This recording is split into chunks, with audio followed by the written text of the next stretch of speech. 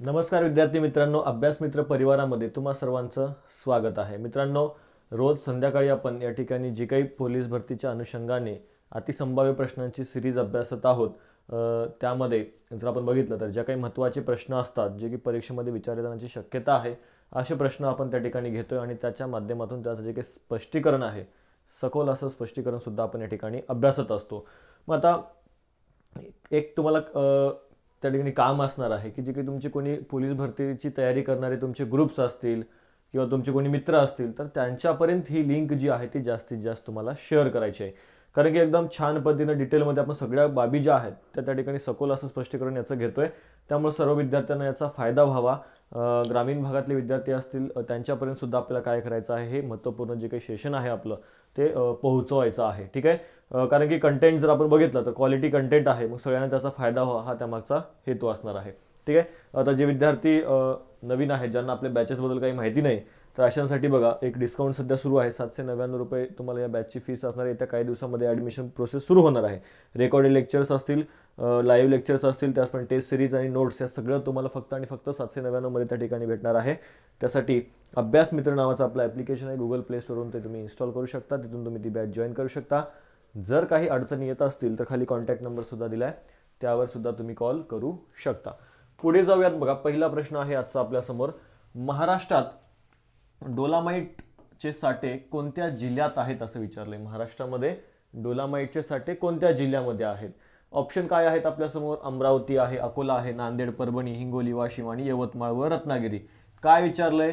डोलामाइटचे साठे। आता सुरुवातीला आपण बघूयात की महाराष्ट्रात जर आपण बघितलं कोणत्या कोणत्या जिल्ह्यामध्ये हे डोलामाइटचे साठे सापडतात, तर बघा नागपूर आहे, यवतमाळ आहे, चंद्रपूर आहे, रत्नागिरी आहे। ठीक आहे, यवतमाळ आणि रत्नागिरीमध्ये काय आहे, तर हे साठे जे आहेत ते आपल्याला सापडतात, म्हणून पर्याय क्रमांक 4 हे काय असेल या प्रश्नाचं योग्य आन्सर असेल। ठीक आहे, महाराष्ट्रात वेगवेगळ्या भागामध्ये वेगवेगळे खनिज त्या ठिकाणी असतात आणि या खनिजांवर सुद्धा मागचे जर आपण काही प्रश्न काढून बघितले तर त्या प्रश्नांमध्ये पोलीस भरतीचे तुम्ही प्रश्न काढून बघितलात PYQ, तर त्यामध्ये यावर सुद्धा प्रश्न त्या ठिकाणी विचारलेत की खनिज नेमकं कोणत्या ठिकाणी आढळतात। तर लक्षात घ्या, महाराष्ट्रात जर विचार केला आपण तर डोलामाइटचं साठे जे आहेत ते यवतमाळ आणि रत्नागिरी या जिल्ह्यामध्ये आढळतात। मग इतर कोणते जिल्हे आहेत ते सुद्धा महत्त्वाचे आहेत। ठीक आहे, मग नागपूर असेल, चंद्रपूर असेल, हे सुद्धा तुम्हाला काय करायचं आहे, लक्षात घ्यायचं आहे। नागपूर आणि चंद्रपूरमध्ये सुद्धा काय होतात, तर हे साठे जे आहेत ते आपल्याला पाहायला मिळतात। कशाचे? डोलामाइट या खनिजाचे।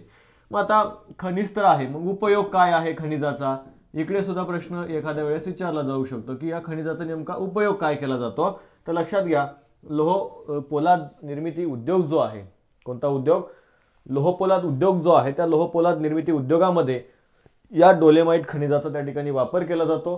तसेच रासायनिक खत निर्मिती उद्योग, जे काही खतं वगैरे तयार केली जातात ते खतं तयार करण्यासाठी सुद्धा त्या उद्योगामध्ये डोलामाइटचा वापर मोठ्या प्रमाणामध्ये केला जातो। इतकंच नाही तर काच निर्मिती उद्योगामध्ये सुद्धा काय केलं जातं, तर या डोलेमाइटचा वापर जो आहे तो मोठ्या प्रमाणामध्ये केला जातो। एकीकडे जिल्हे लक्षात घ्यायचे आहेत आपल्याला आणि त्याचा वापर काय कशासाठी होतो, या दोन बाबी जरी लक्षात राहिल्या तर पुरेसा आहे। ठीक आहे, नागपूर, यवतमाळ, चंद्रपूर आणि रत्नागिरी या जिल्ह्यामध्ये साठे आहेत। तर काच निर्मितीसाठी, खत निर्मितीसाठी, पोलाद निर्मिती उद्योगामध्ये ह्या डोलामाइट या खनिजाचा वापर जो आहे तो या ठिकाणी केला जातो। पुढे जाऊयात आपण। आंबोली आणि इगतपुरी येथे कोणत्या प्रकारची अरण्य आढळतात?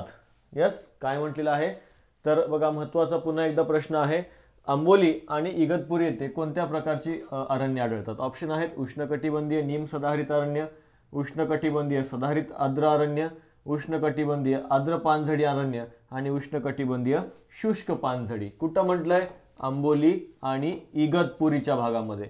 मग आपण बघूयात की नेमकं कोणत्या भागामध्ये ही जी काही पाऊस आहे किंवा अशा प्रकारची जी काही वनं आहेत ती आढळतात। तर महाराष्ट्रामध्ये सिंधुदुर्ग, रत्नागिरी, ठाणे, कोल्हापूर या ठिकाणी ही वनं आपल्याला पाहायला मिळतात। मात्र कोणती वने? तर उष्णकटिबंधीय निम सदाहरित अरण्य। ठीक आहे, आता आंबोली आणि इगतपुरी म्हटले, मग आंबोली आणि आंबोली जर आपण ठिकाण बघितलं तर हे आपल्याला सिंधुदुर्ग या भागामध्ये त्या ठिकाणी हे सगळ्यात जास्त पावसाचं ठिकाण आपल्याला पाहायला मिळतं। मग आता हे इकडे जिल्हे विचारलं होतं आणि प्रश्नामध्ये जर आपण बघितलं तर काय पर्टिक्युलर ठिकाणं त्या ठिकाणी विचारलं होतं की आंबोली आणि इगतपुरी या भागामध्ये कोणत्या प्रकारची अरण्य आढळतात। यस, तर त्यासाठी महत्त्वाचं आहे, लक्षात घ्यायचं आहे, उष्णकटिबंधीय निम सदाहरित ही अरण्ये जी आहेत ती या भागामध्ये त्या ठिकाणी आढळतात. म्हणून पर्याय क्रमांक 1 या प्रश्नाचा आन्सर काय असेल, अगदी बरोबर असेल. आंबोली आणि इगतपुरी भागामध्ये उष्णकटिबंधीय निम सदाहरित व अरण्ये जी आहेत ती त्या ठिकाणी आढळतात.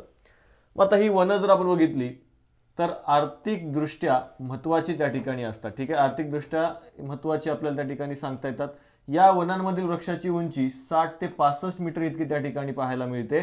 2000 मीटरहून अधिक पर्जन्यमान असणाऱ्या भागात ही वने त्या ठिकाणी काय करतात आपल्याला तर पाहायला मिळतात. मग महाराष्ट्रात कुठं तर सिंधुदुर्ग आहे, रत्नागिरी आहे, ठाणे आहे, कोल्हापूर आहे, या भागामध्ये आपल्याला ही वनं त्या ठिकाणी पाहायला मिळतात. मग आता हे असे वृक्ष आहेत की वेगवेगळ्या प्रकारची झाडं त्या वनामध्ये आपल्याला पाहायला मिळतात. मग त्यांच्या पानगळीचा कालावधी सुद्धा सारखा असतो का तर नाही, तो पानगळण्याचा हंगाम सुद्धा त्या ठिकाणी वेगवेगळे आपल्याला पाहायला मिळतात. आणि या वृक्षाची काही पानं आहेत ती सुद्धा कशी असतात, रुंद स्वरूपाची असतात. मग या वनात आढळणारी वृक्ष कोणते तर किंजळ आहे, हिरडा आहे, अंजन, कुसुम, रानफणस, शिसम इत्यादी प्रकारची वनं किंवा इत्यादी प्रकारची जी काही वृक्ष आहेत ते कुठं आढळतात, उष्णकटिबंधीय निम सदाहरित अरण्यामध्ये त्या ठिकाणी आढळतात. आर्थिकदृष्ट्या कशी आहे ती महत्त्वाची आपल्याला सांगता येतात. किती पाऊस हवाय, 2000 मिलीमीटर पेक्षा अधिक पाऊस असणाऱ्या भागामध्ये ही वनं आढळतात. उंची किती असते, 60 ते 65 मीटर इतकी उंची आपल्याला त्या ठिकाणी पाहायला मिळते. पुढे बघा, ढाकणा कोलकाज अभयारण्य खालीलपैकी कोणत्या जिल्ह्यात आहे. अरण्याचं नाव काय आहे, ढाकणा कोलकाज अभयारण्य म्हटले. ऑप्शन काय आहेत, अमरावती, बुलढाणा, जळगाव, भंडारा. मग ढाकणा कोलकाजा हे अभयारण्य कुठं आहे, अमरावती जिल्ह्यामध्ये आहे. ऑप्शन क्रमांक 1 या प्रश्नाचं योग्य आन्सर असेल. ढाकणा कोलकाज अमरावती लक्षात ठेवायचे. ऑप्शन क्रमांक 1 या प्रश्नाचं योग्य आन्सर आहे. आता महाराष्ट्रातले काही अभयारण्य इथं दिलेले आहेत, ते कशासाठी प्रसिद्ध आहेत ते सुद्धा या ठिकाणी दिलेलं आहे. अत्यंत महत्त्वपूर्ण भाग आहे. परीक्षेमध्ये प्रश्न जे आहेत ते अशा पद्धतीचे विचारलेले आहेत.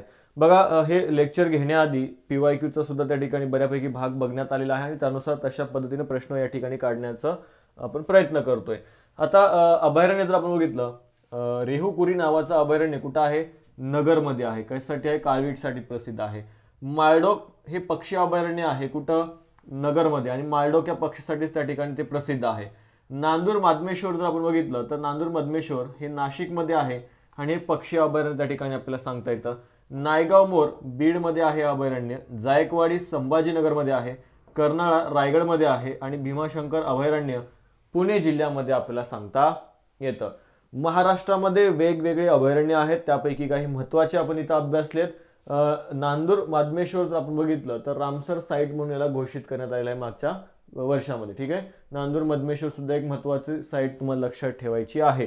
आणि बऱ्याच कधी तुम्हाला चुकीचं जोडी ओळखायला किंवा बरोबर जोडी ओळखायला सुद्धा या ठिकाणी अशा स्वरूपामध्ये प्रश्न जो आहे तो आपल्याला पाहायला मिळतो. ते एक लक्षात असू द्यात, महत्त्वाचं आहे. नाशिक नांदूर मधमेश्वर पक्षी अभयारण्य आहे लक्षात ठेवायचे. औरंगाबादमध्ये आपण छत्रपती संभाजीनगरमध्ये जर आपण बघितलं तर काय आहे, जायकवाडी अभयारण्य आपल्याला तिथं पाहायला मिळतं. ठीक आहे, नगरमध्ये इथं तुम्हाला हे रेहुकुरी नावाचं जे काही अभयारण्य आहे ते तिथं पाहायला मिळतं. नानद सुद्धा आहे बघा. इकडे साताऱ्यामध्ये कोयना अभयारण्य सुद्धा आपल्याला पाहायला मिळतं. पुण्यामध्ये तामिनी आहे. त्याचप्रमाणे जर आपण बघितलं भीमाशंकर ही अभयारण्य तिथं आपल्याला पाहायला मिळतात. त्यानंतर पुढे जर आपण बघितलं तर वेगवेगळ्या भागामध्ये वेगवेगळी अभयारण्ये जी आहेत ती आपल्याला पाहायला मिळतात. गुगमाळ तुम्हाला इकडे पाहायला मिळेल. ठीक आहे, पुढे जाऊयात आपण. पुढचा प्रश्न सुद्धा महत्त्वाचा आहे की खालीलपैकी कोणत्या घटना दुरुस्तीद्वारे राजकीय पक्षांतरावर अंकुश असण्याचा प्रयत्न त्या ठिकाणी झालेला आहे. महत्त्वाचा आहे. सध्याची जी काही करंट ज्याला आपण म्हणू शकतो की मोठ्या प्रमाणामध्ये काय झालेले आहेत तर पक्षांतर झालेले आहेत की एका पार्टीचे लोक दुसऱ्या त्या ठिकाणी पार्टीमध्ये गेलेले आहेत किंवा एका पक्षातून जर आपण बघितलं मोठ्या प्रमाणावर आमदार जे आहेत ते बाहेर पडले आणि त्यांनी त्या पक्षावर दावा केला होता. मात्र हे जे काही पक्षांतर बंदी वगैरे कायदा आहे तो सुद्धा या ठिकाणी महत्त्वाचा आहे. तर खालीलपैकी कोणत्या घटना दुरुस्तीद्वारे राजकीय पक्षांतरावर अंकुश आणण्याचा प्रयत्न झालेला होता. ठीक आहे, ऑप्शन आहे 42वी घटना दुरुस्ती, ऑप्शन आहे 22वी, 62वी आणि 70वी. आता पक्षांतर बंदीशी संबंधित घटना दुरुस्ती जर आपण बघितली तर 52वी घटना दुरुस्ती आहे लक्षात घ्या. पर्याय क्रमांक 2 या प्रश्नाचं योग्य आन्सर असेल. आता 52व्या घटना दुरुस्ती नेमकी कधी झाली तर 1985 साली, ठीक आहे. 52वी घटना दुरुस्ती 1985 साली झाली, लक्षात घ्या. आणि या घटना दुरुस्ती द्वारे पक्षांतर बंदी कायदा जो आहे तो काय करण्यात आला होता, तर करण्यात आला होता. 52व्या घटना दुरुस्ती 1985 नुसार जर आपण बघितलं तर हा पक्षांतर बंदी जो काही कायदा आहे तो इथं लागू करण्यात आला होता. हे लक्षात ठेवा की 52वी घटना दुरुस्ती होती आणि 1985 हे वर्ष आहे. हे माहिती असणं गरजेचं आहे. कधी कधी इथं सुद्धा प्रश्न आपल्याला परीक्षेमध्ये पाहायला मिळतात. मग आता यामध्ये बघा, लोकसभा आणि राज्य विधिमंडळातील सदस्यांना पक्षांतराच्या आधारे अपात्र ठरवण्याची तरतूद त्या ठिकाणी करण्यात आलेली आहे. म्हणजे लोकसभेचे सदस्य असतील किंवा विधानसभेचे सदस्य असतील, यांना एका पक्षातून दुसऱ्या पक्षामध्ये गेल्याच्या आधारे अपात्र ठरवण्याची तरतूद यामध्ये करण्यात आली होती. तसेच या संदर्भात विस्तृत असं 10वं परिच्छेद सुद्धा घटनेमध्ये समाविष्ट करण्यात आलेलं होतं. आणि पक्षांतर बंदी कायद्याचा प्रमुख हेतू जर विचारलं तुम्हाला, तर पक्षाच्या तिकिटावर निवडून आलेल्या सदस्याने पक्षातच राहिले पाहिजे आणि पक्षाच्या आदेशाचं पालन केलं पाहिजे, हा काय होतो, तर त्याचा एक हेतू आपल्याला त्या ठिकाणी सांगता येतो. कारण की बऱ्याचदा काय होतं, तर या ठिकाणी काय व्हायचं, तर एका पक्षाच्या तिकिटावर हे लोक निवडून यायचे आणि निवडून आल्यावर दुसऱ्या पक्षामध्ये त्या ठिकाणी जायचे. त्यामुळं इकडे जो काही राजकीय, ज्याला आपण हानी म्हणू शकतो किंवा ऱ्हास म्हणू शकतो किंवा त्या पक्षाचं नुकसान म्हणू शकतो, हे व्हायचं. त्यामुळं हा जो काही पक्षांतर बंदी कायदा जो आहे तो इथं लागू करण्यात आला. मग जर जायचं असेल तर काय करावं लागतं, तर राजीनामा त्या ठिकाणी द्यावा लागतो, ठीक आहे. राजीनामा द्यावा लागतो. आता हे जे काही आमदार आहेत, बरेच जे आमदार त्या ठिकाणी बाहेर पडले, मात्र ते कोण्या पक्षात गेलेले आहेत का, तर नाही, त्यांनी त्याच पक्षावर दावा केला होता. त्यामुळे ते अपात्र वगैरे काही त्यांना ठरवण्यात आलेलं नव्हतं, लक्षात घ्या, ठीक आहे. पुढे जाऊयात आपण. हृदयविकाराचा झटका येऊ नये म्हणून कोणतं औषध त्या ठिकाणी वापरतात. हृदयविकाराचा झटका येऊ नये म्हणून टिंबटिंब हे औषध वापरलं जातं. नॅलिडिक्सिक ॲसिड आहे, ॲस्पिरिन आहे, पॅरासिटामॉल आहे आणि रॅन्टॅक आहे. यापैकी कोणतं औषध हृदयविकाराचा झटका येऊ नये यासाठी त्या ठिकाणी डॉक्टर जे आहेत ते देतात. आता योग्य आन्सर काय असेल, ॲस्पिरिन हे लक्षात ठेवा. ॲस्पिरिन काय केलं जातं, तर हृदयविकाराचा झटका येऊ नये म्हणून त्या ठिकाणी दिलं जातं डॉक्टरांकडून, ठीक आहे. त्यामुळे पर्याय क्रमांक 2 या प्रश्नाचा आन्सर कसा असेल, अगदी बरोबर असेल. पुढे जाऊयात बघा. आता स्पष्टीकरण जर आपण बघितलं तर हृदयाविषयी थोडक्यात आपण माहिती जी आहे ती जाणून घेऊयात. आता मानवी हृदय जर आपण बघितलं तर ते कसं आहे, मायोजेनिक स्वरूपाचं आहे. कसं, मायोजेनिक स्वरूपाचं, म्हणजे त्या हृदयाला जर आपण बघितलं तर ते सतत त्याचं वर्क सुरू असतं. मात्र त्याच्यावर आपण कंट्रोल वगैरे काही करू शकतो का, जसं आपण आपले हात वगैरे इकडे तिकडे घेऊ शकतो. मात्र हृदयाला त्या ठिकाणी आपण कधी बंद कधी चालू करू शकतो का, तर नाही. तर त्याचं कार्य सतत त्या ठिकाणी चालत राहतं, त्याचं व्यवस्थित त्या ठिकाणी चालू राहतं. मायोजेनिक हृदय आपल्याला त्या ठिकाणी सांगता येतं. वजन किती आहे, 250 ते 300 ग्रॅम इतकं आपल्याला वजन पाहायला मिळतं. आता हृदयाचे जे काही ठोके आहेत ते ठोके कशाद्वारे ऐकलं जातात, तर स्टेथोस्कोप त्या ठिकाणी लक्षात ठेवायचं आहे. याद्वारे हृदयाचे ठोके जे आहेत ते आपल्याला ऐकता येतात. जेवढा सजीवाच्या शरीराचा आकार जास्त असतो तेवढं त्याचे हृदयाचे ठोके कसे असतात, कमी असतात. काय म्हटलंय, जेवढा सजीवाच्या शरीराचा आकार जास्त तेवढे हृदयाचे ठोके कसे, कमी. म्हणजेच हत्ती आणि उंदराला जर आपण कंपेअर केलं तर हत्तीच्या हृदयाचे ठोके कसे, कमी असतील आणि उंदराच्या हृदयाचे ठोके कसे असतील, जास्त असतील. लक्षात ठेवा, जेवढा आकार मोठा तेवढे हृदयाचे ठोके कमी, जेवढा आकार लहान तेवढे हृदयाचे ठोके जास्त त्या ठिकाणी असताना आपल्याला दिसतात. झुरळाचं हृदय जर आपण बघितलं तर किती कप्प्याचं, 13 कप्प्याचं असतं. गांडुळाचं हृदय 8 कप्प्यांचं असतं. आणि सरपटणारे जे काही प्राणी आहेत त्यांचं किती कप्प्याचं असतं, 3 कप्प्याचं असतं. मानवाचं हृदय 4 कप्प्याचं असतं आणि ते आपण वेगवेगळ्या लोकांना त्या ठिकाणी देत असतो, ठीक आहे. पुढे बघा, मानवी शरीरातील सर्वात लांब पेशी जर आपण बघितली तर कोणती आहे. आता इथं वेगवेगळे ऑप्शन आपल्या समोर आहेत. अंडपेशी आहे, मेदपेशी आहे, शुक्रपेशी आहे आणि चेतापेशी आपल्याला सांगता येतात, ठीक आहे. मानवी शरीरातील सर्वात लांब विचारलंय, मोठी वगैरे नाही, लक्षात ठेवा. काय म्हटलेलं आहे, लांब पेशी त्या ठिकाणी विचारले. मग कोणती आहे, चेतापेशी लक्षात ठेवायचे. चेतापेशी या काय आहेत, मानवी शरीरातील लांब पेशी आहे. सर्वात लांब पेशी कोणती, चेतापेशी लक्षात घ्यायची आहे. चेतापेशी ही शरीरातील सर्वात लांब पेशी आहे. तर सर्वात मोठ्या पेशीचं उदाहरण, ठीक आहे, अंडपेशी ह्या काय आहेत, तर सर्वात मोठ्या पेशीचं त्या ठिकाणी उदाहरण आपल्याला सांगता येतं. आणि सर्वात लहान पेशी जर तुम्हाला परीक्षेमध्ये विचारलं तर शुक्राणू पेशी ह्या कशा आहेत, सर्वात लहान आहेत. यस, सर्वात लांब विचारलं तर चेतापेशी आहे, सर्वात लहान विचारलं तर शुक्राणू पेशी आहे आणि सर्वात मोठ्या पेशीचं जर उदाहरण तुम्हाला परीक्षेमध्ये विचारलं गेलं तर अंडपेशी ह्या काय आहेत, सर्वात मोठ्या पेशीचं त्या ठिकाणी उदाहरण सांगता येतं.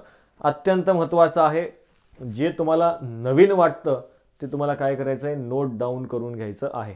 ठीक आहे, जो भाग नवीन वाटतोय तो नोट डाऊन करून घेत चला. ठीक आहे, महत्त्वाचं असतं. परीक्षेच्या समोर तुम्हाला ते रिवाईज करायला सुद्धा काय होतं, तर सोपं होत असतं किंवा मध्ये मध्ये जर तुम्ही रिव्हिजन करत गेलात तर जे महत्त्वाचे पॉईंट आहेत ते तुमच्या डोळ्याखालून त्या ठिकाणी जातील. पुढे जाऊयात आपण. खालीलपैकी कशाला पृथ्वीवरील वनस्पतीचे पूर्वज असं त्या ठिकाणी म्हटलं जातं? येस, कशाला पृथ्वीवरील वनस्पतीचे पूर्वज असं म्हटलं जातं? मग काय म्हटलं इथं ऑप्शन? तपकिरी शेवाळ आहे, हिरवा शेवाळ आहे, लाल शेवाळ आहे आणि वरीलपैकी एकही नाही. कशाला पृथ्वीवरील वनस्पतीचे पूर्वज, पृथ्वीवर जे काही वनस्पती आहेत त्यांचे पूर्वज कशाला म्हटलं जातं? हिरव्या शेवाळाला म्हटलं जातं. लक्षात घ्या, कशाला? हिरव्या शेवाळाला. ऑप्शन क्रमांक 2 हे या प्रश्नाचं योग्य आन्सर त्या ठिकाणी सांगता येईल. ऑप्शन क्रमांक 2. पुढे बघा, आता जे काही हिरवे शेवाळ आहे त्यालाच ग्रीन अल्गी म्हणून सुद्धा त्या ठिकाणी आपण ओळखतो. हिरवे शेवाळाला ग्रीन अल्गी सुद्धा म्हणतात. मग हे सहसा कुठं, तर गोड्या पाण्यात आढळतात. स्पायरोगायरा, कारा, थुलोथ्रिक्स, वॉलवॉक्स, झायग्नेमा आणि क्लॅमिडो मोनावा हे जे काही उदाहरणं आहेत ते आपल्याला याच्या त्या ठिकाणी सांगता येतात. आणि अजून असे काही प्रकार आहेत, जवळपास 10% जे काही हे ग्रीन अल्गी आहे ती खाऱ्या पाण्यामध्ये सुद्धा त्या ठिकाणी आढळते. मात्र सहसा काय, तर गोड्या पाण्यामध्येच आपल्याला ही जी काही ग्रीन अल्गी आहे ती आपल्याला त्या ठिकाणी पाहायला मिळते आणि 10% खाऱ्या पाण्यामध्ये. मग आता या 10% पैकी जर आपण बघितलं, ॲसिटाबुलिरिया, उल्वा, कौलेरपा हे जे काही आहे ते खाऱ्या पाण्यामध्ये त्या ठिकाणी आढळतात. मग आता यांना काय म्हटलं गेलेलं आहे, तर पृथ्वीवरील वनस्पतीचे पूर्वज त्या ठिकाणी म्हटलं गेलेलं आहे. ठीक आहे, जे काही ग्रीन अल्गी आहे त्याला पृथ्वीवरील वनस्पतीचे पूर्वज म्हणजे शेवाळापासूनच काय झालेलं आहे, तर ह्या सगळ्या वनस्पतीची निर्मिती झालेली आहे असं या ठिकाणी म्हणायचं आहे. पुढे बघा, महत्त्वाचा प्रश्न आहे परत एकदा. टिंबटिंबला आधुनिक भारतीय शिक्षणाचा मॅग्ना कार्टा त्या ठिकाणी म्हटलं जातं. ठीक आहे, कशाला आधुनिक भारतीय शिक्षणाचा मॅग्ना कार्टा? पेपर काढून बघा तुम्ही, खूपदा यावर प्रश्न त्या ठिकाणी विचारण्यात आलेला आहे की कशाला आधुनिक भारतीय शिक्षणाचा मॅग्ना कार्टा त्या ठिकाणी म्हटलं जातं. ऑप्शन काय आहेत? हंटर कमिशन आहे, वुड्सचा खलिता आहे, 1904चा विद्यापीठ कायदा आहे, लॉर्ड मेकॉलेचा प्रस्ताव आहे. मग यापैकी जर आपण बघितलं, जो काही वुड्सचा खलिता आहे बघा, ठीक आहे, वुड्सचा जो काही खलिता आहे 1854चा, त्याला काय म्हटलं जातं? शिक्षणाचा मॅग्ना कार्टा म्हणून ओळखलं जातं. कारण की या वुड्सच्या खलित्यानुसार इथं जे काही धोरण राबवलं गेलं त्यातून आमूलाग्र बदल जे आहेत ते पुढच्या काळामध्ये या शैक्षणिक क्षेत्रामध्ये झालेले आहेत. त्यामुळे याला काय म्हणण्यात येतं, तर आधुनिक शिक्षणाचा मॅग्ना कार्टा त्या ठिकाणी म्हटलं जातं. पर्याय क्रमांक 2 हे या प्रश्नाचं योग्य आन्सर आहे. हंटर कमिशन जर आपण बघितलं तर या वुड्सच्या अहवालानुसार इथं व्यवस्थित चालतंय का, पुढे काय सुधारणा करता येईल यासाठी हे कमिशन आलेलं होतं. आणि या कमिशन समोर पंडिता रमाबाई असतील, महात्मा ज्योतिबा फुले असतील यांनी काय केली होती? साक्ष दिली होती. महात्मा ज्योतिबा फुले काय म्हणाले होते की विद्यार्थ्यांना सक्तीचं आणि मोफत शिक्षण त्या ठिकाणी दिलं जावं, दलितांना वेगळ्या शाळा स्थापन केल्या जाव्यात, त्यांच्यासाठी शिष्यवृत्ती त्या ठिकाणी सुरू केली जावी, ही मागणी जी आहे त्यांनी हंटर कमिशन समोर ठेवली होती. तर पंडिता रमाबाईंनी काय केलं होतं, इथल्या स्त्रियांना सुद्धा इंग्रजी शिक्षण मिळालं पाहिजे, त्यांना सुद्धा त्या शिक्षण घेता आलं पाहिजे, यासाठी सरकारनं काहीतरी धोरण आणावं, हे जे काही मागण्या आहेत त्या दोघांनी त्या ठिकाणी या कमिशन समोर केलेल्या होत्या. कधी? 1882चं हे कमिशन आहे. ठीक आहे, आता 1904चा जो काही विद्यापीठ कायदा आहे तो मुळातच काय होता, तर लॉर्ड कर्झनच्या काळामध्ये हा विद्यापीठ कायदा जो आहे तो भारतामध्ये लागू करण्यात आला होता. मग आता हा जो काही वुड्सचा खलिता आहे त्याच्यामध्ये नेमक्या काय तरतुदी होत्या, तर बघा, भारतातील त्यावेळेच्या प्रत्येक प्रांतात शिक्षण खातं सुरू करण्यात यावं हे त्याच्यात सांगण्यात आलं होतं. कलकत्ता, मुंबई आणि मद्रास या ठिकाणी काय केले जावेत? विद्यापीठ स्थापन केले जावेत. वुड्सच्या खलित्यामध्ये काय सांगण्यात आलं होतं, तर इंग्लंडच्या धर्तीवर भारतामध्ये सुद्धा काय केले जावेत, तर विद्यापीठ त्या ठिकाणी स्थापन केले जाआहेत. आणि त्यानुसार पुढच्या काळामध्ये 1857-58 मध्ये जर आपण बघितलं तर कलकत्ता, मुंबई, मद्रास या ठिकाणी हे 3 विद्यापीठं जी आहेत ती इंग्लंडच्या धर्तीवर भारतामध्ये स्थापन करण्यात आली होती. भारतात सर्वत्र शाळांचे जाळे उभारावं, आम जनतेस शिक्षण मिळवण्याची व्यवस्था त्या ठिकाणी करावी. आणि 1854च्या वुड्सच्या खलित्यानुसार 1857 मध्ये काय झाले होते, हे 3 विद्यापीठं जी आहेत ती भारतामध्ये स्थापन झालेली होती. अगेन पुढचा प्रश्न सुद्धा काय आहे, तर महत्त्वाचा आहे मित्रांनो, लक्षात घ्या. ठीक आहे, आता इथं काय म्हटलंय बघा, तर खालील कुठली रक्तवाहिनी आहे जी केवळ काय एकाच थराने बनलेली आहे. यस, वेगवेगळ्या काय दिल्यात आपल्याला, रक्तवाहिन्या दिल्यात, आणि यापैकी कोणती रक्तवाहिनी ही केवळ काय एकाच थराने त्या ठिकाणी बनलेली आहे. ऑप्शन आहे तुमच्या समोर धमनी, शिरा, केशिका आणि वरीलपैकी सर्व. एकाच थराने कोणती बनलेली आहे, तर केशिका ज्या आहेत त्या केवळ एकाच थराने काय झालेल्या आहेत, बनलेल्या आहेत, लक्षात ठेवा. ठीक आहे, म्हणून पर्याय क्रमांक काय, तर 3 हे या प्रश्नाचं योग्य आन्सर त्या ठिकाणी असेल. ऑप्शन क्रमांक 3 हे या प्रश्नाचं योग्य आन्सर. केशिका ह्या काय आहेत, केवळ एका थराने त्या ठिकाणी बनलेल्या आहेत. कारण केशिकामधून रक्त पाझरत असतं, त्यासाठी त्या पातळ असणं काय आहे, गरजेचं आहे. म्हणून त्या फक्त आणि फक्त एकाच थराने त्या ठिकाणी बनलेल्या असतात. मात्र जे काही धमन्या आहेत आपल्या शरीरातल्या त्या 3 थराने त्या ठिकाणी बनलेल्या असतात, आणि शिरा ज्या आहेत शरीरातल्या त्या सुद्धा किती 3 थराने त्या ठिकाणी बनलेल्या असतात. मात्र केशिका ज्या आहेत त्या एकाच थराने बनलेल्या असतात. ठीक आहे, हा प्रश्न सुद्धा काय होता, अत्यंत महत्त्वाचा होता. इकडे सुद्धा तुम्हाला प्रश्न परीक्षेमध्ये विचारला जाऊ शकतो. परत एकदा बघा, कोणती किती थराणी आहे ते लिहून घ्यायचं आहे.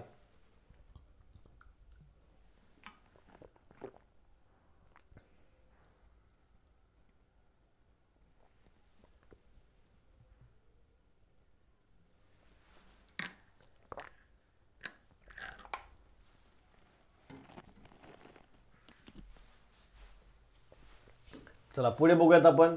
रक्त गोठण्याची क्रिया सुरू करण्याचं कार्य कोण करतं असं म्हटलंय. ठीक आहे, बघा महत्त्वाचा प्रश्न आहे. रक्त गोठण्याची क्रिया खालीलपैकी कोण सुरू करतं, तर ऑप्शन आहेत श्वेत रक्तकणिका, लसिका, लोहित रक्तकणिका आणि रक्तपट्टिका. पर्याय क्रमांक 4 या प्रश्नाचं अगदी आन्सर बरोबर आहे की शरीरामध्ये रक्त गोठण्याची क्रिया सुरू करण्याचं काम कोणाचं आहे, रक्तपट्टिकांचं आहे मित्रांनो. पर्याय क्रमांक 4 या प्रश्नाचं योग्य आन्सर आपल्याला त्या ठिकाणी सांगता येतं. मग आता ह्या ज्या काही रक्तपट्टिका आहेत नेमकं काय आहे यांच्याविषयी आपण त्या ठिकाणी जाणून घेऊयात. बघा, द्विबहिर्वक्र यांचा आकार असतो, ज्याला तुम्ही प्लेटलेट्स त्या ठिकाणी म्हणता. ठीक आहे, बघा रक्तपट्टिका जर आपण बघितलं द्विबहिर्वक्र त्या ठिकाणी आपल्याला पाहायला मिळतात आणि रंगहीन असतात. मग या रक्तपेशी फक्त सस्तन प्राण्यांमध्येच आढळतात. यांना थ्रोम्बोसाइट्स असं सुद्धा त्या ठिकाणी म्हणतात. आणि मात्र यांच्यामध्ये केंद्रक असतं का, तर यांच्यामध्ये केंद्रक नसतं. अतिशय लहान आणि तपकिरीसारखे असतात. रक्तपट्टिका 5 ते 10 दिवस त्या ठिकाणी जगू शकतात. या अस्थिमज्जामध्ये त्या ठिकाणी तयार होतात. मात्र डेंग्यू आणि मलेरिया, टायफॉइड या रोगामध्ये जर आपण बघितलं तर काय, तर यांचं जे काही प्रमाण आहे ते काय होतं, कमी होतं त्या ठिकाणी दिसतं. ठीक आहे, रक्तपट्टिका जर आपण बघितलं तर यांचं जे काही प्रमाण आहे ते कशामध्ये कमी होतं, डेंग्यू, मलेरिया आणि टायफॉइड या रोगामध्ये हे कमी होतं. आता इकडे तुम्हाला प्रश्न 100% विचारला जाऊ शकतो मित्रांनो. लक्षात ठेवा की खालीलपैकी कोणत्या रोगामध्ये या रक्तपट्टिकांचं प्रमाण कमी होतं, किंवा रक्तपट्टिकांचं प्रमाण खालीलपैकी कोणत्या रोगामध्ये त्या ठिकाणी कमी होतं. तर लक्षात घ्या, डेंग्यू, मलेरिया आणि टायफॉइड हे ज्यावेळेस रोग मानवाला होतात त्यावेळेस या रक्तपट्टिकांचं प्रमाण कमी होतं. हे तुम्हाला लक्षात ठेवायचं आहे. किती दिवस जगतात, 5 ते 10 दिवस त्या ठिकाणी जगतात, हे एक लक्षात ठेवा. आणि अजून एक महत्त्वाचा भाग काय आहे, तर या रक्तपेशी फक्त सस्तन प्राण्यातच काय करतात, आढळतात. ठीक आहे, सस्तन प्राण्यामध्येच त्या आपल्याला पाहायला मिळतात. पुढे अजून एक महत्त्वाचा प्रश्न आलाय, तो म्हणजेच काय, फुफ्साचं मुख्य कार्य कोणतं. कशाचं मुख्य कार्य, फुफ्साचं मुख्य कार्य कोणतं. रक्त पुरवठा करणं, रक्ताचं शुद्धीकरण करणं, पचन क्रियेस त्या ठिकाणी मदत करणं, किंवा पचन न झालेलं अन्न त्या ठिकाणी साठवून ठेवणं. यापैकी फुफ्साचं कार्य नेमकं काय आहे. यस, फुफ्साचं मुख्य कार्य जर आपण बघितलं तर बऱ्याच जणांना इथं कन्फ्युजन होईल. बघा, रक्त पुरवठा वगैरे हे असलं काही फुफ्फुस करत नाही, पचन क्रियेला सुद्धा ते काही मदत करत नाही, आणि पचन झालेलं अन्न सुद्धा ते त्या ठिकाणी साठवून ठेवू शकत नाही. मग काय करतं, रक्ताचं शुद्धीकरण करतं. मग तुम्हाला वाटेल की रक्ताचं शुद्धीकरण कसं करेल. बघा काय करतं ते, तर त्या ठिकाणी ऑक्सिजन घेतं, कार्बन डायऑक्साईड बाहेर करतं. मग हे जे काही घेतलेलं ऑक्सिजन आहे ते रक्तात मिसळतं, आणि रक्तातलं जे काही कार्बन डायऑक्साईड आहे ते शरीराच्या बाहेर त्या ठिकाणी सोडण्याचं काम करतं. म्हणजे जेणेकरून काय करतं, ते रक्त शुद्धीकरणाचं त्या ठिकाणी काम करतं. ऑक्सिजन देतं, कार्बन डायऑक्साईड बाहेर फेकतं. त्यामुळे लक्षात ठेवा, फुफ्साचं मुख्य कार्य काय आहे, रक्ताचं शुद्धीकरण करणं आहे. ठीक आहे, रक्ताचं शुद्धीकरण. त्यामुळे ऑप्शन क्रमांक 2 या प्रश्नाचं योग्य आन्सर असेल. आता फुफ्साविषयी सुद्धा जी काही इम्पॉर्टंट माहिती आहे ती सुद्धा आपण या ठिकाणी बघणार आहोत. बघा, फुफ्फुस हे मानवी श्वसन प्रणालीचे मुख्य घटक आपल्याला त्या ठिकाणी सांगता येतो. फुफ्फुस काय आहे, मानवी श्वसन प्रणालीचा एक मुख्य घटक आहे. त्याचप्रमाणे वातावरणातील ऑक्सिजन रक्तामध्ये मिसळणं आणि रक्तातील कार्बन डायऑक्साईड वातावरणामध्ये त्या ठिकाणी सोडण्याचं काम जे आहे ते कोण करतं, तर आपलं फुफ्फुस त्या ठिकाणी करतं. मग आता जर फुफ्फुसातील वायू कोशांचा पृष्ठभाग जमिनीवर जर आपण पसरवला तर तो साधारणपणे 80 चौरस मीटर एवढा काय करू शकतो, भाग त्या ठिकाणी व्यापू शकतो. मित्रांनो लक्षात ठेवा, महत्त्वाचं आहे हे, ठीक आहे. जरी परीक्षेला जरी विचारण्यात आलं नाही तरी जनरल नॉलेज म्हणून तुम्ही लक्षात ठेवू शकता की हे काय प्रकार आहे बघा, ठीक आहे. फुफ्फुसातील वायुकोश जे आहेत आपल्या, ते वायुकोशांचा पृष्ठभाग जमिनीवर जर पसरवला तर तो साधारणपणे किती, 80 चौरस मीटर एवढा त्या ठिकाणी तो व्यापेल. मग जर हिमोग्लोबिन नसतं तर फुफ्फुसापासून पायाच्या बोटापर्यंत विसरण क्रियेने ऑक्सिजन पोहोचण्यास किती वर्ष लागले असते, 3 वर्ष त्या ठिकाणी लागले असते. मित्रांनो लक्षात ठेवा. त्यामुळं हे जे काही हिमोग्लोबिन आहे ते सुद्धा आपल्या शरीरासाठी अत्यंत महत्त्वाचं आहे. जर हिमोग्लोबिन आपल्या शरीरामध्ये नसतं असतं तर आपल्या फुफ्फुसापासून पायाच्या बोटापर्यंतच रक्त जाण्यासाठी किती वर्ष लागली असती, 3 वर्ष लागली असती. त्यामुळं किती महत्त्व आहे हिमोग्लोबिन. बऱ्याचदा डॉक्टर काय करतात, आपलं हिमोग्लोबिन चेक करतात, ठीक आहे. ते म्हणजे आपलं जे काही आरोग्यावर वेगवेगळे परिणाम जे होतात त्यासाठी हिमोग्लोबिन वगैरे त्या ठिकाणी चेक केलं जातं, लक्षात घ्या. पुढचा प्रश्न आहे, खालीलपैकी कोणत्या समितीने महाराष्ट्रात ग्रामपंचायत सरपंचाची निवड थेट जनतेतून प्रत्यक्ष पद्धतीने करण्याची शिफारस केली होती. परत एकदा अत्यंत महत्त्वाचा प्रश्न आलेला आहे आपल्या समोर. बघा सध्याचं जे काही सरकार आहे त्या सरकारनं सुद्धा काय केलेलं आहे, ही तरतूद लागू केलेली आहे की जे काही सरपंच आहे तो थेट जनतेतून त्या ठिकाणी काय येईल, निवडून येईल, ठीक आहे. मग आता अशी कोणती समिती होती की ज्या समितीने काय केली होती की ही शिफारस केली होती. बघा खालीलपैकी कोणत्या समितीनं महाराष्ट्रात ग्रामपंचायत सरपंचाची निवड थेट जनतेतून प्रत्यक्ष पद्धतीने करण्याची शिफारस केली होती. ऑप्शन आपल्या समोर आहेत. बाबूराव काळे समिती, पी.बी. पाटील समिती, बोंगिरवार समिती आणि वसंतराव नाईक समिती. मग यात लक्षात ठेवा, पी.बी. पाटील समितीने काय केलं होतं, तर ही शिफारस केली होती. म्हणून पर्याय क्रमांक जर आपण बघितलं ऑप्शन क्रमांक 2 हे फक्त ब काय असेल या प्रश्नाचं योग्य आन्सर असेल. मित्रांनो लक्षात ठेवा, पी.बी. पाटील समितीने काय केलं होतं की हा जो काही सरपंच आहे तो थेट जनतेतून निवडून यावा अशी शिफारस जी आहे ती या पी.बी. पाटील समितीने केली होती. पर्याय क्रमांक 2 हे या प्रश्नाचं योग्य आन्सर असेल.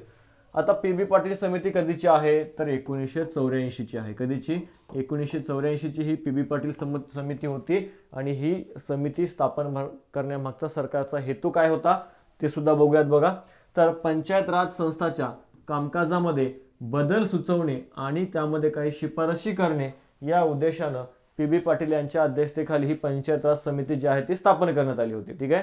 म्हणजे पंचायत राज संस्थांमध्ये काही कामकाजामध्ये बदल करता येतील का, किंवा ते बदल सुचवा तुम्ही आम्हाला यासाठी, आणि काही शिफारसी नव्या काही देता येतील का हे पाहण्यासाठी ही समिती स्थापन करण्यात आली होती. कधी, 1984 ला. मग अहवाल कधी सादर केला, तर 1986 ला. मग काय शिफारस केली होती, तर जिल्हा परिषदेत महिला आणि बालकल्याण समितीची त्या ठिकाणी स्थापना करण्यात यावी. मग तुम्हाला हे महिला व बालकल्याण समिती सुद्धा तिथं पाहायला मिळते. जिल्हा नियोजन आणि विकास मंडळावर जिल्हा परिषदेच्या उपसमित्यांचे सदस्य व काही पंचायत समित्यांचे सदस्य यांना प्रतिनिधित्व त्या ठिकाणी देण्यात यावं. कशावर, जिल्हा नियोजन आणि विकास मंडळावर जिल्हा परिषदेच्या उपसमित्यांचे सदस्य, त्याचप्रमाणे पंचायत समित्यांच्या सदस्य यांना सुद्धा त्या ठिकाणी प्रतिनिधित्व द्या. त्यानंतर जिल्हा परिषद, पंचायत समिती आणि ग्रामपंचायत यांच्याकरिता एकत्रित कायदा तयार करावा व त्याला पंचायत राज अधिनियम असं नाव जे आहे ते त्या ठिकाणी द्यावं. ही शिफारस सुद्धा पी.बी. पाटील समितीने त्या ठिकाणी केलेली आपल्याला सांगता येईल. त्यानंतर बघा, सरपंचाची निवड मतदारांमधून प्रत्यक्षरित्या त्या ठिकाणी घेण्यात यावी किंवा थेट सरपंचाची निवड जी आहे ती त्या ठिकाणी करावी. ही शिफारस जी आहे ती महत्त्वपूर्ण आहे. बऱ्याच परीक्षांमध्ये इथं प्रश्न आपल्याला विचारण्यात आलेला आहे, ठीक आहे.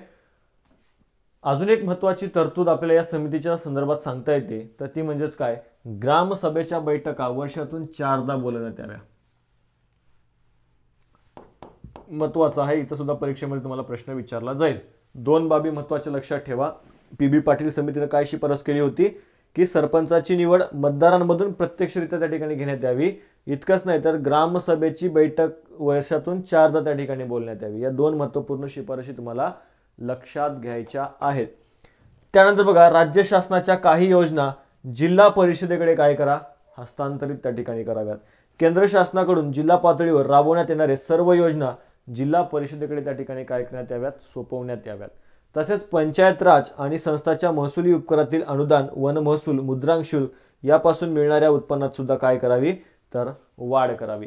ह्या महत्त्वपूर्ण शिफारशी कोणाच्या आहेत, बी पाटील समितीच्या आपल्याला सांगता येतात. ठीक आहे.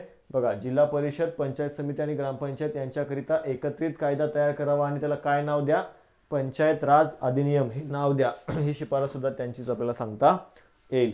आता पुढे अजून एक महत्त्वाचा प्रश्न आहे, तो म्हणजेच काय, तर 2011 जनगणना. जनगणनेवर आपल्याला बऱ्याचदा प्रश्न त्या ठिकाणी कोणतीही परीक्षा असू देत त्या प्रत्येक परीक्षेमध्ये आपल्याला जनगणनेवर सुद्धा काय केलेले आहेत, प्रश्न विचारले गेलेले आहेत. त्यासाठी बघा काय म्हटलंय प्रश्न, 2011च्या जनगणनेचा विचार करता महाराष्ट्रात किती टक्के लोकसंख्या ही ग्रामीण भागात राहते. ठीक आहे.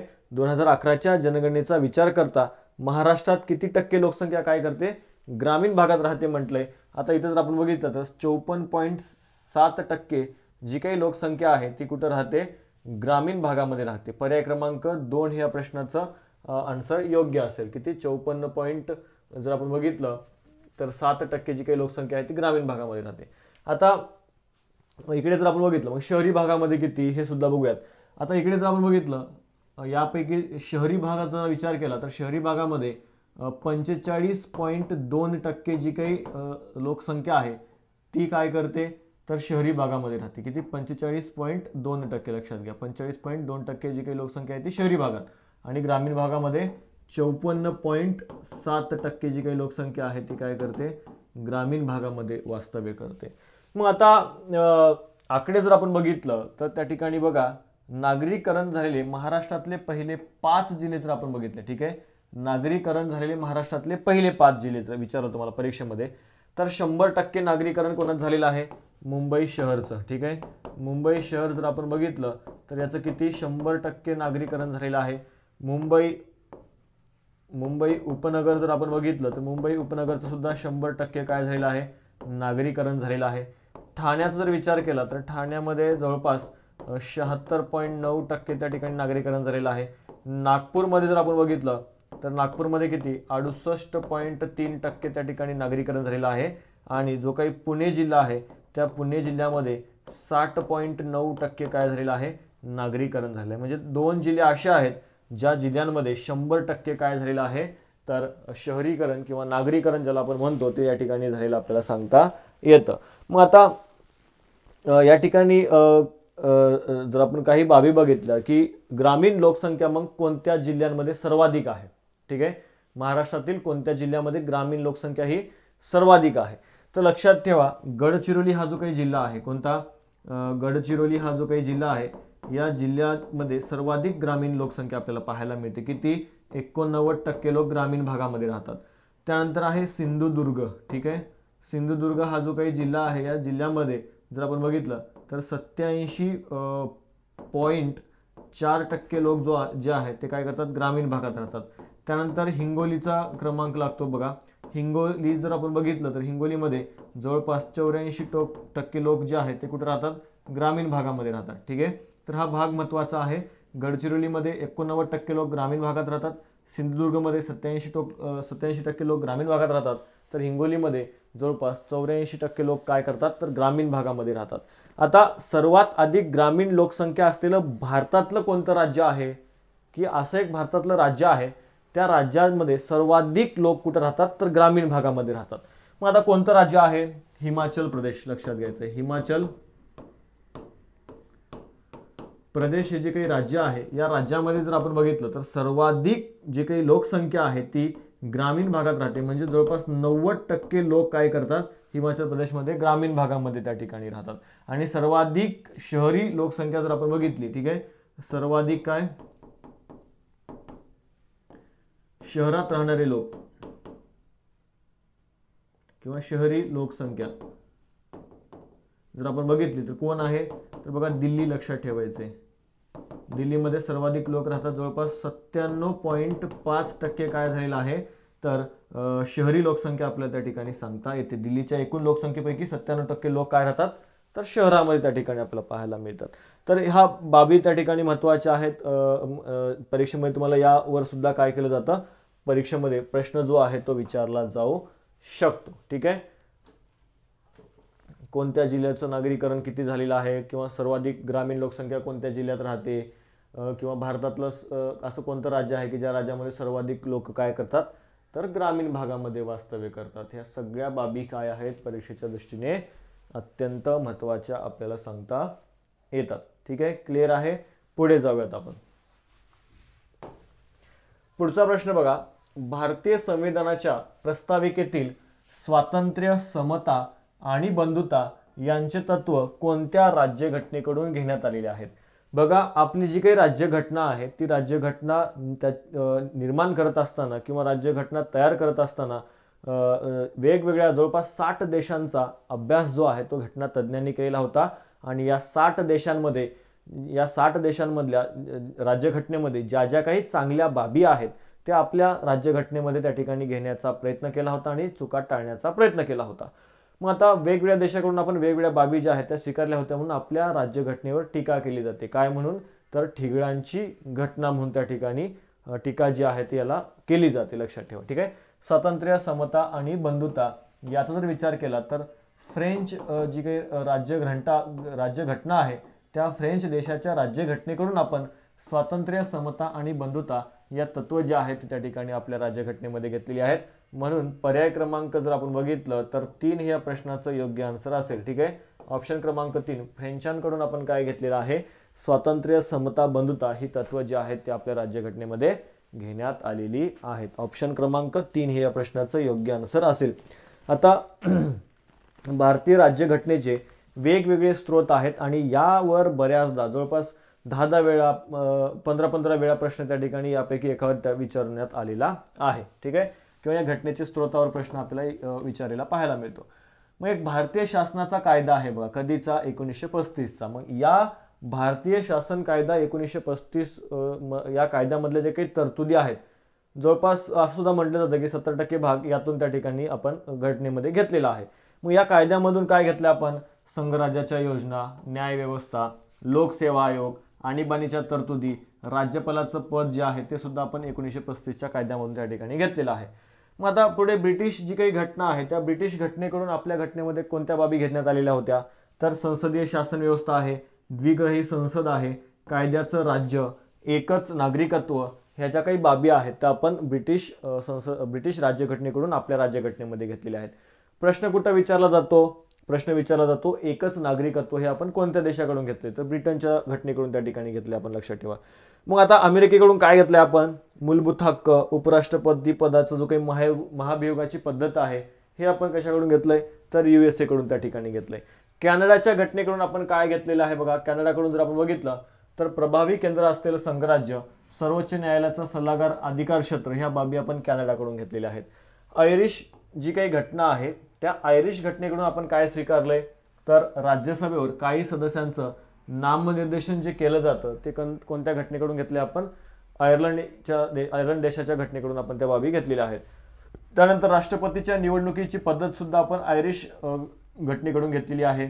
राज्य धोरणाची जी काही मार्गदर्शक तत्व आहेत ती सुद्धा आपण आयरिश घटनेकडून घेतलेली आहेत. त्यामुळे हे अत्यंत महत्त्वाचं आहे बघा. इथं परीक्षेमध्ये प्रश्न विचारला जाईल. कुठं विचारला जाईल तुम्हाला? तर राज्य धोरणाची मार्गदर्शक तत्वे खालीलपैकी कोणत्या देशाच्या घटनेतून घेतली? तर ती आहेत आयरिश घटना किंवा आयर्लंडच्या घटनेकडून घेतली आपण. पुढे अजून एक महत्त्वाचं आहे ऑस्ट्रेलियाची घटना. ठीक आहे, ऑस्ट्रेलियाची जी काही घटना आहे त्या ऑस्ट्रेलियाच्या घटनेकडून आपण काय स्वीकारलंय? समवर्ती सूची आणि संयुक्त बैठक. इकडे तुम्हाला प्रश्न विचारला जाईल की संयुक्त बैठकीची तरतूद आपण खालीलपैकी कोणत्या देशाच्या घटनेतून स्वीकारली? तर ऑस्ट्रेलिया हे तुम्हाला लक्षात घ्यायचं आहे. पुढे बघा फ्रान्सची जी काही घटना आहे तिकडून आपण स्वातंत्र्य, समता आणि बंधुता हे आदर्श त्या ठिकाणी स्वीकारलेत. दक्षिण आफ्रिकेची काही घटना आहे त्या दक्षिण आफ्रिकेच्या घटनेतून आपण घटना दुरुस्तीची पद्धत स्वीकारली. इथं बऱ्याचदा प्रश्न आपल्याला विचारण्यात आलेला आहे. मोस्ट इम्पॉर्टंट हा भाग आहे, लक्षात घ्या. ठीक आहे, दक्षिण आफ्रिकेची जी काही घटना आहे त्या दक्षिण आफ्रिकेच्या घटनेतून आपण घटनेमध्ये जर बदल करायचे असतील तर घटना दुरुस्ती करावी लागते. मग ही पद्धत कोणत्या देशामध्ये होती? दक्षिण आफ्रिकेमध्ये होती. तिथून आपण आपल्या घटनेमध्ये घेतलेली आहे. जपानची घटना आहे कायद्याने प्रस्थापित पद्धत. त्यानंतर जर्मनीची जर घटना आपण बघितली तर आणीबाणी दरम्यान मूलभूत हक्क स्थगित होणे ही जी काही तरतुदी आहेत त्या जर्मनीच्या घटनेतून घेतल्यात आणि जपानच्या कायद्याने प्रस्थापित पद्धत. ठीक आहे, तर ह्या बाबी लक्षात ठेवायच्या आहेत. अत्यंत महत्त्वाच्या ह्या बाबी आपण या ठिकाणी डिस्कस केलेले आहेत किंवा जे काही महत्त्वाचे प्रश्न होते आजचे हे आपण या ठिकाणी डिस्कस केले आहेत, कव्हर केलेले आहेत. अशाच प्रश्नांसाठी तुम्हाला त्या ठिकाणी रोज संध्याकाळी हे लेक्चरला उपस्थित राहायचं आहे. जर तुम्हाला या लेक्चरच्या लिंक येत नसतील किंवा हे लेक्चर कसं पाहायचं हे जर कळत नसेल तर तुम्हाला टेलिग्राम चॅनल जॉईन करायचं आहे.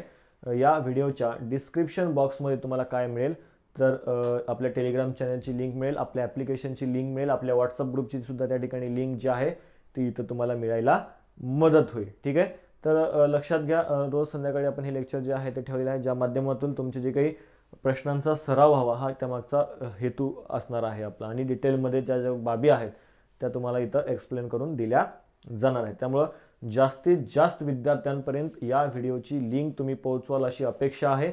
कारण की जितके जास्त विद्यार्थी येत जातील, तितके जास्त विद्यार्थी पाहत जातील, तितकं त्या ठिकाणी अजून जास्तीचे व्हिडिओ जे आहेत ते प्रोत्साहन जे आहे ते आम्हाला सुद्धा त्या ठिकाणी मिळतं. ठीक आहे, त्यामुळं तुमचे जे काही वेगवेगळे ग्रुप्स असतील तर तिथं सुद्धा तुम्ही पाठवू शकता. आणि जर तुम्हाला बॅच जॉईन करायची असेल तर आपलं अभ्यास मित्र नावाचं ॲप्लिकेशन आहे ते सुद्धा इन्स्टॉल करू शकता. त्यावर आपल्याला ही बॅचेस जे आहेत ते तुम्हाला पोलीस भरतीच्या तयारीसाठीची एकदम प्रॉपर जी काही बॅच आहे ती तुम्हाला तिथं जॉईन करता येईल. ठीक आहे, तर थांबूयात, भेटूयात नेक्स्ट लेक्चरमध्ये. Thank you so much.